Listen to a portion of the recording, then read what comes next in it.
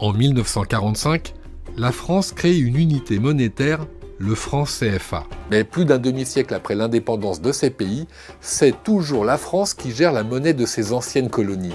Une situation unique au monde. Quand ils ont instauré cette monnaie, ils ne donnent pas à ces pays la capacité ou la possibilité d'imprimer les billets sur leur territoire et d'être indépendants de la gestion, tout étant rattaché à la métropole. Non. Sur les 54 États africains, il n'y a que 8 États seulement qui frappent leur monnaie sur le territoire national.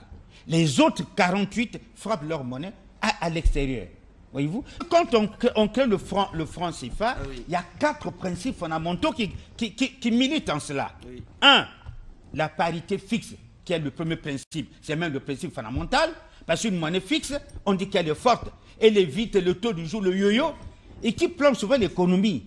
Donc, le taux d'inflation trop fort, ce n'est pas bien pour une économie. Deuxième argument, c'est la convertibilité, somme sur les limites. C'est-à-dire, on a toujours la facilité de convertir le CFA en francs français à l'époque, en euros maintenant. Troisième principe, c'est la centralisation et la caisse des opérations. C'est-à-dire, on met tous les bénéfices de ces pays africains dans un compte en France. C'est-à-dire, quand les Africains vendent leurs biens à l'extérieur, comme ces pays ont devises, ces devises, 50% sont gardées obligatoires de la Banque de France. Et le dernier principe, c'est le transfert des capitaux. C'est-à-dire, entre les pays, en fait, on peut facilement faire ça. Tu peux quitter ici, tu peux aller vendre ton bois au Tchad, au Centrafrique, en RDC. Il y a une facilité de transfert des capitaux, une facilité du marché. Alors, dans le cadre de la polémique sur la monnaie, le CFA, il y a ce qu'on appelle la banque des opérations. C'est-à-dire, quand nous vendons un truc à l'extérieur, on ne l'achète pas avec le franc CFA. La monnaie internationale, c'est le dollar, ou alors l'euro aujourd'hui. Si nous vendons en euro en dollar, la France garde nos devises chez elle. Nous n'avons ici que le CFA. Nous avons besoin de savoir, dire, écoute, on vous prête le CFA, mais on vous garde vos devises ici. Ils ont des dollars chez eux et ils prennent 50, ils nous envoient 50%. Et cet argent, nous n'avons pas le droit de l'avoir autant. Quand vous faites le palmarès de l'évolution des États africains, je m'adresse à des économies qui défendent le franc CFA. Pourquoi diable dans le top 3, le top 4, il n'y a aucun pays francophone? Il y a un problème sur le fait que la France gère notre franc CFA. Et nous étions sur une bonne pente, avec la fameuse garantie, la stabilité, la convertibilité, la circulation des capitaux, oui. Le résultat, nous ne sommes pas en tête, nous ne sommes pas deuxième.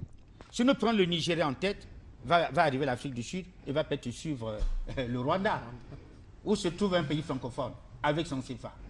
C'est tous les indicateurs sont têtus. La vérité est têtue, elle est là. Pourquoi alors nous avons la monnaie la plus stable que celle du Nigeria, que celle des autres pays, et pourquoi nous ne sommes pas en tête? Donc, cette stabilité ne nous profite pas.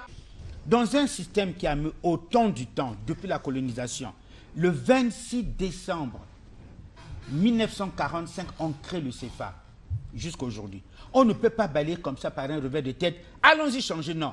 C'est-à-dire qu'il faut qu'on réfléchisse pour dire où sont les inconvénients, les avantages de la seconde monnaie qu'on prendra. Essayez un peu de dire les autres ont fait comment. Comment est-ce que le Nigeria a fait? Comment est-ce que le Rwanda a fait? L'Afrique du Sud? Comment est-ce qu'ils ont fait? Est-ce qu'on crée leur monnaie?